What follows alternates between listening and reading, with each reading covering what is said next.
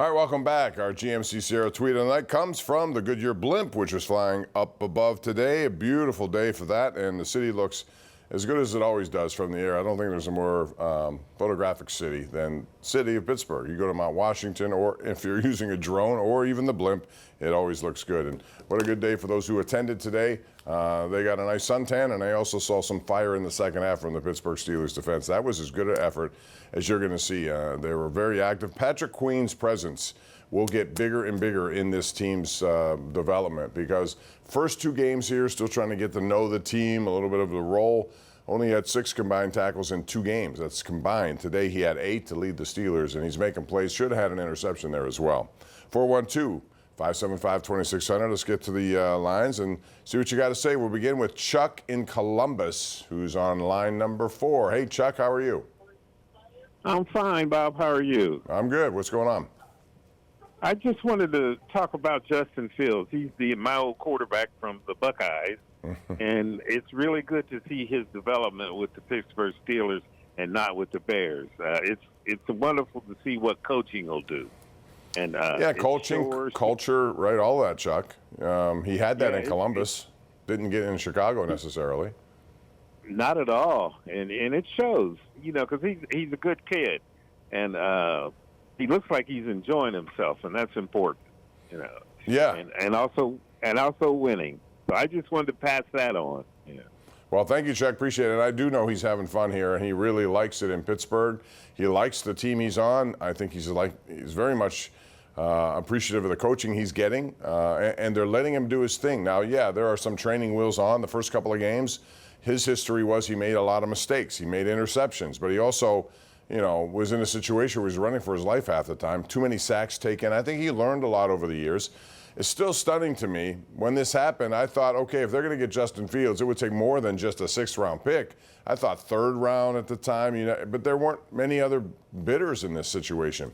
And Lord knows, if you look around, you'll see teams that have quarterbacks who shouldn't be playing over Justin Fields. So a lot of teams had opportunities to get him. The Steelers went out and got him along with Russell Wilson, so they changed everything in their quarterback room. But I really like what he's done, and I think he's a very even-keeled kind of guy, which I think is important as a quarterback. 412-575-2600. Kevin in Pitcairn is up next. Hey, Kevin. Hey, Bob. Thanks for taking my call, and you're doing a great show. I appreciate all the work you do in your show. Thanks. I got a question about, and I agree with you with Justin Fields, how well he's playing. He's doing a good job. Russell Wilson's contract, he's still getting paid from the residuals from the Denver Broncos. Is that correct? And how much is he getting? I know it's not going to hurt him one way or another as far as he's getting paid. And then, like you said, later on down in the future, if they need him, he can play. But he's still getting paid a pretty penny. I wanted to get your response. Yeah, $39 million from Denver, 1 point something here. So it's $40 million. But again, if you're Russell Wilson, you want to play. He has stated before that he'd like to play longer in his career, into his 40s. Well, it would help him if he got in to play here in Pittsburgh. And if he doesn't end up staying here after this year, at least he has something he can show potential suitors that he can still, has the kind of game that can get it done at a high level of money. But if he doesn't play and he just is a backup all season long, that hurts his chances of getting on, I think, with someone. Just because another year goes by and he may not get as much. Not that money's a factor. He's got a ton of money. It still is. He's looking for opportunities, and he thought he had one here. But, again, this calf injury, I'm not so sure how long this is going to take. By the way, Ian Rappaport has just tweeted that it looks like Troy Fautanu will be out for the regular season. They're leaving the door open for the postseason, but he has a dislocated kneecap. So we've been wondering what happened there. Something that looked like even a non-contact situation Friday at practice turns out to be very serious, and so he's going to be out. And that's a shame, because he was very excited about coming. He was dealing with an injury, overcame the injury, started last week. I thought he played well in that game. And then, of all things in practice, this happened. So according to that report, he's going to be done for the season until they get to the playoffs. And if they do, he could be back at it. Let's go to Bill in Greensburg. Hey, Bill, what's up? Hey, Bob, how you doing? I'm good. Thanks for calling. You look sharp, buddy. You look sharp. Thank you. It's my wife and Heinz Healy. So put them together, and this is what you get. My wife knows how to shop for me. I'll say that. Sometimes people say, where you get your clothes? I always say off the bed. But go ahead. 2 quick questions on Paul Skenes. 1, do you think he'll get the Rookie of the Year over the San Diego kid in center? And 2, do you think the Pirates have any chance at all of signing this guy long term? No. I'll answer that one first. No, no, no. And I wish they would. You know what's going to take? Some big-time money, and they have it. They could do it if they want to do it. This is not a case of not having the money. This is not a case of being victimized by a salary cap. This is wide open. Do what you got to do. I hope they do. I'd love to see it because they can afford it, even if it's $500 million. You know, he's got that. They make money every year. This is a generational type of play, and maybe we're putting the cart ahead of the horse here. So, you know, if this continues, yes, he will be Rookie of the Year. I think he will be. I think, honestly, Jackson Merrill's an outstanding player. He's younger than Skenes, believe it or not, 21, and he has been dynamic this year. Walk-offs. He's hitting .292. He's got 89 runs batted in, 24, I think, home runs. He does a good center field. So in any other year, he would have been a slam dunk choice. But I think in this case, Skenes being this, you know, these historic numbers, he'll get it. And, you know, I don't know how long he ends up staying here, but it's going to take a lot of money. They've shown no indication that they're willing to go that deep into the salary structure. They need to do it, and they need to figure out it's time to do something dramatic here. But at Bob Nutting, it's up to you. You can tell all you want about the manager and the GM. Would they make changes? They could. Maybe they should. All I know is the guy on top controls a lot of what they do in terms of how much money they spend. And I hate to harp on money all the time, but listen, you got to go out in the free agent world and come up with better options. You can't just always just get, you know, $3 and $4 million a year players who have been well into their careers. You know what they are, and look at what they did this year. A lot of them did not succeed the way they had hoped. And you're stuck with the same situation going into another offseason. But they have something to build around here. Cruz, Skenes, Jones. Go out and add to it. Let's go out to Chuck in Uniontown. Hey, Chuck, how you doing?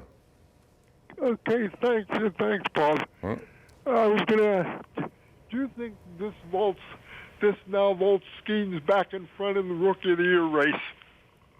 I think so. Do you?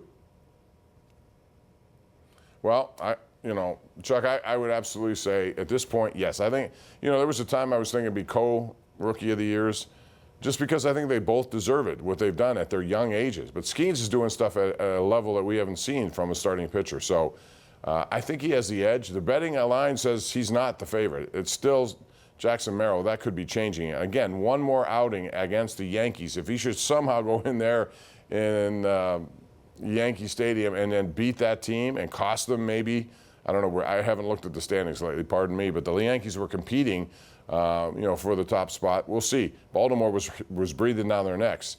So if he does something like that, it could put him over the edge. Let's go to Jimbo in McKeesport. Hey, Jimbo, how are you?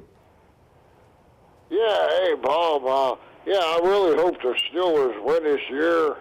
And, yeah, I really hope they win, man. I'm really a Pittsburgh Steelers fan. I love the Pirates. I love the Steelers. Yeah, man, I really hope they win this year.